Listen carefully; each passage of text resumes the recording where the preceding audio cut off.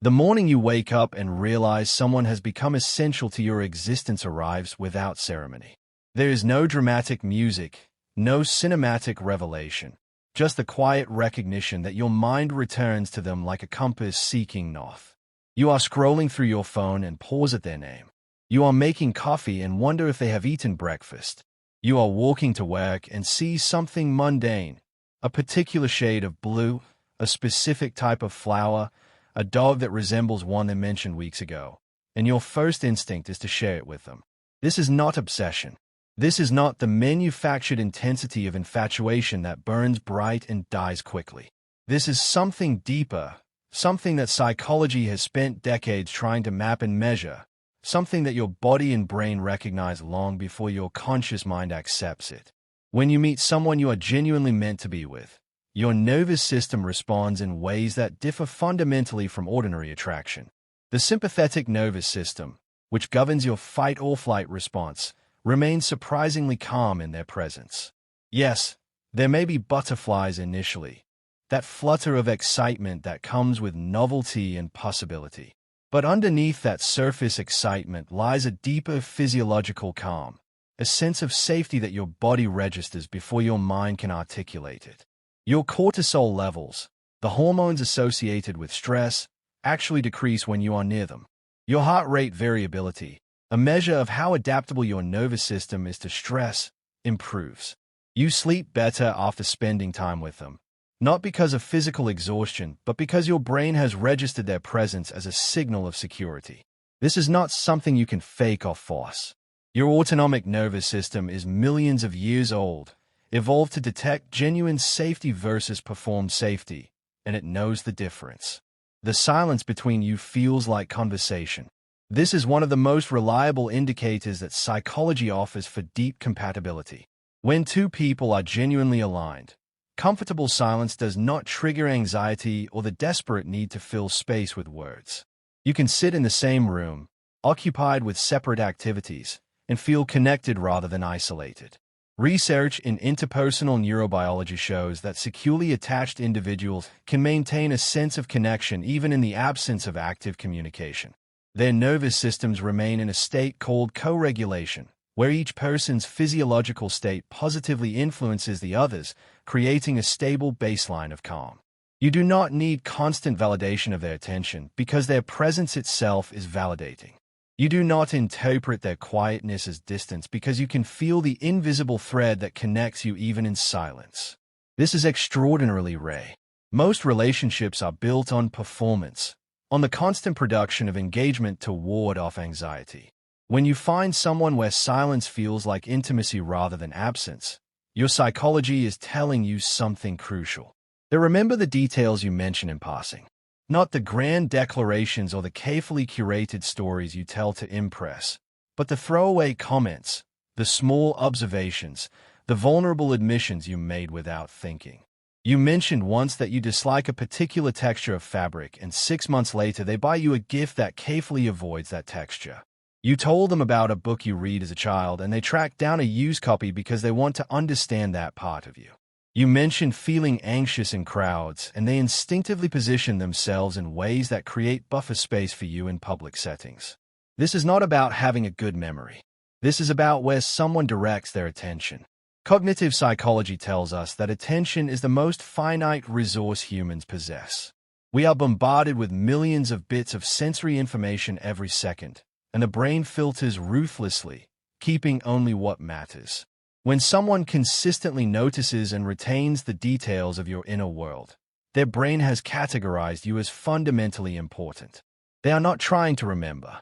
Remembering happens automatically because their attention naturally gravitates toward you. Your ambitions do not threaten them. In fact, your success seems to genuinely delight them in ways that have nothing to do with how it reflects on them. Psychologists who study secure attachment note that one hallmark of healthy partnership is the ability to experience compersion, a term borrowed from polyamory but applicable more broadly, meaning the joy one feels at a partner's happiness and success independent of personal benefit. When you are with the right person, your achievements do not trigger their insecurities. Your growth does not make them feel left behind. Your evolution does not frighten them into controlling behaviors designed to keep you small and manageable. Instead, they actively facilitate your development. They ask questions about your goals. They offer support without being asked. They celebrate your wins without centering themselves in the narrative. This is psychologically rare because ego is powerful and comparison is human nature's default setting. Most people struggle to separate their partner's success from their own self-worth. When you find someone who has done that internal work, who can witness your light without feeling diminished by it, you have found something precious. The relationship does not require constant crisis to feel alive. This is perhaps the most misunderstood marker of genuine compatibility. We are culturally conditioned to associate intensity with love, to believe that dramatic highs and lows indicate passion. The film industry, the music industry, the entire apparatus of romantic narrative has taught us that real love should feel like an emotional roller coaster, that stability equals boredom. But psychology tells a different story. Research on long-term relationship satisfaction consistently shows that couples who experience extreme volatility report lower satisfaction over time, higher rates of dissolution, and more individual psychological distress. The drama is not a feature. It is a bug. When you are with someone you are truly meant for, the relationship has a quality of steadiness that might initially feel unfamiliar if you have been conditioned to chase intensity. There is excitement, certainly, but it comes from discovery and shared experience rather than from manufactured conflict and resolution cycles. You do not fight just to have make-up sex. You do not create distance just to feel the relief of reconnecting. The baseline is contentment, and from that stable foundation, genuine joy becomes possible. They have seen you at your worst, and their regard for you did not fundamentally change. Not your performed worst, the version you show when you want sympathy while still maintaining plausible attractiveness. Your actual worst. The morning you woke up sick, unglamorous, needing help with basic functions. The evening you had a panic attack and could not articulate why. The period of depression where you were not fun or interesting or available. The moment of failure or shame or fear where your ego defenses collapsed and they saw the raw, undefended version of you. And they stayed. More than stayed. They did not hold it against you later, did not use it as ammunition in arguments, did not subtly punish you for having been human and vulnerable. Psychologist John Gottman, who has studied couple dynamics for over 40 years, identifies this quality as essential to lasting partnership. He calls it turning toward, rather than turning away during moments of vulnerability. Most relationships can handle the good times. The test is what happens when someone's armor cracks. If they meet your vulnerability with steadiness rather than withdrawal or judgment, your psychology is registering a profound truth. This person is safe. You do not feel the need to perform a version of yourself. The exhausting labor of impression management, of carefully curating which aspects of yourself to reveal and which to hide, simply dissipates.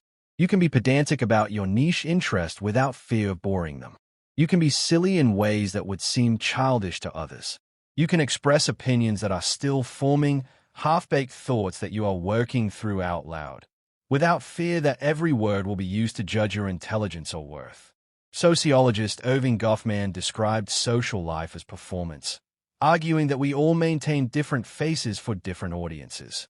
This is normal and necessary for navigating complex social worlds, but it is also exhausting. The cognitive load of managing impressions, of constantly monitoring and adjusting your presentation, is significant. When you find someone with whom that performance can drop, where you can exist in what Goffman called backstage mode even when you are together, the relief is physiological. Your stress hormones decrease. Your cognitive resources free up. You become more creative, more playful, more fully yourself because you are not spending energy on self-monitoring. This ease is not something you can negotiate or create through effort. It either exists or it does not. And when it exists, it is a clear signal of fundamental compatibility. The practical aspects of life align without excessive compromise. You have compatible approaches to money, not identical but able to be reconciled without constant conflict. Your desired lifestyles, urban versus rural, social versus private, adventurous versus stable, can coexist without one person perpetually sacrificing their needs. Your timelines for major life decisions like children, career moves, geographic location are not perfectly synchronized, but close enough that no one has to abandon core desires. Psychologists studying relationship longevity have found that while personality compatibility matters, lifestyle compatibility is equally predictive of lasting satisfaction. You can love someone deeply and still be fundamentally incompatible if one person wants children and the other absolutely does not, if one needs city stimulation and the other requires rural solitude, if one views money as security and the other views it as a tool for experience. These are not small differences to be overcome through love and compromise. They are foundational orientations toward life itself. When you find alignment in these practical domains, it does not mean you are identical. It means your visions of a good life are compatible, that you can build something together without either person having to betray their core values or desires. Your nervous systems co-regulate. This is a term from polyvagal theory, the study of how the vagus nerve influences our sense of safety and connection. When two people are genuinely compatible, their nervous systems begin to synchronize. Your breathing patterns align when you are sitting close. Your heart rates influence each other. When one person is stressed, the other's calm presence can actually downregulate that stress response, and vice versa. You can feel agitated, overwhelmed, on the edge of anxiety, and then they walk in the room and something in you settles without a word being exchanged. This is not magic. This is biology. Your nervous system is constantly scanning the environment for cues of safety or danger, a process called neuroception. When it repeatedly registers someone as safe, as a source of regulation rather than dysregulation, it learns to use that person's presence as a calming signal. You cannot force this. You cannot create it through wishful thinking. It emerges from hundreds of micro-interactions where safety is consistently present, where attunement happens naturally, where two nervous systems recognize each other as home. They are willing to do the boring work of maintenance. Relationships do not sustain themselves on love and good intentions. They require consistent, unglamorous labor, the conversations about division of household tasks, the coordination of schedules, the navigation of extended family dynamics, the financial planning, the checking in about needs and boundaries.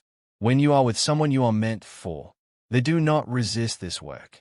They do not treat maintenance conversations as threats to romance or burdens to be avoided.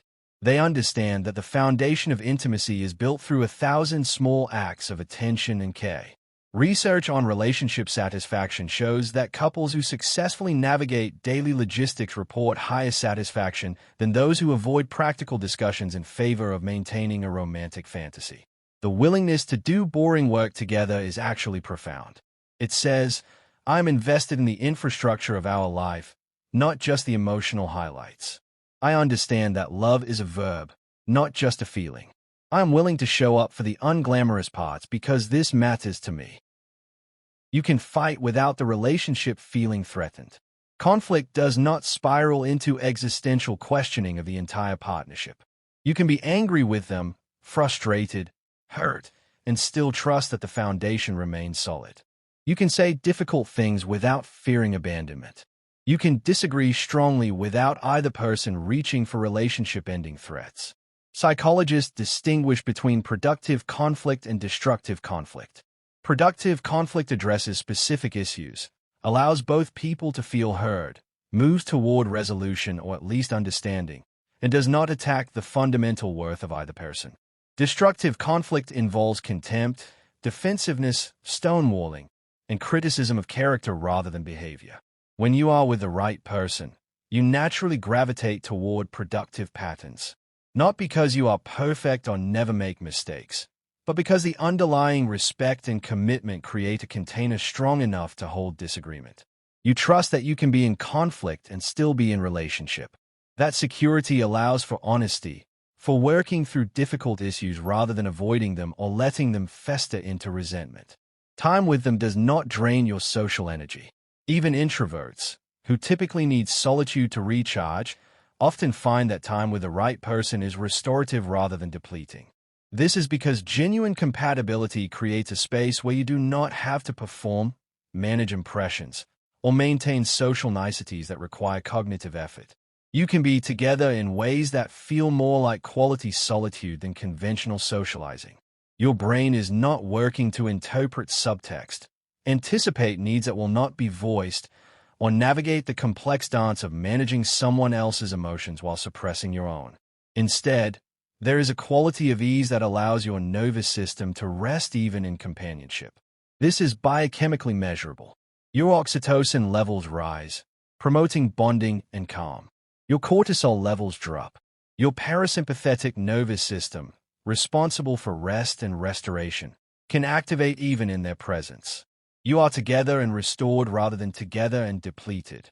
They do not try to fix you, but they support your growth. There is a crucial difference between someone who sees you as a project to be improved and someone who sees you as a whole person capable of your own evolution. The right person does not approach you with a list of flaws to be corrected. They see your potential not as evidence that you are currently insufficient, but as exciting possibility. When you express desire to change something about yourself, they offer support without taking over. They ask how they can help rather than prescribing solutions. They trust your process rather than imposing their timeline. Psychological research on motivation shows that autonomous motivation, the drive that comes from internal values and desires, is far more sustainable than controlled motivation, which comes from external pressure or contingent approval. When someone supports your growth without making their love contingent on that growth, they are facilitating the most powerful kind of change. You grow not to earn their acceptance, but because you feel safe enough to evolve. The future you imagine includes them without forcing it. When you think about where you want to be in 5 years, in 10 years, they are there not because you have talked yourself into keeping them or because leaving seems too difficult, but because a future without them genuinely feels less appealing than one with them. Your brain, when left to its own devices during daydreaming or planning, naturally includes them. This automatic inclusion is significant. The brain is constantly running simulations of possible futures, using those simulations to guide present decisions. When someone appears consistently in your positive future simulations without conscious effort to place them there, your psychology has made a determination about their importance to your well-being and happiness. You are not trying to want a future with them. You simply do.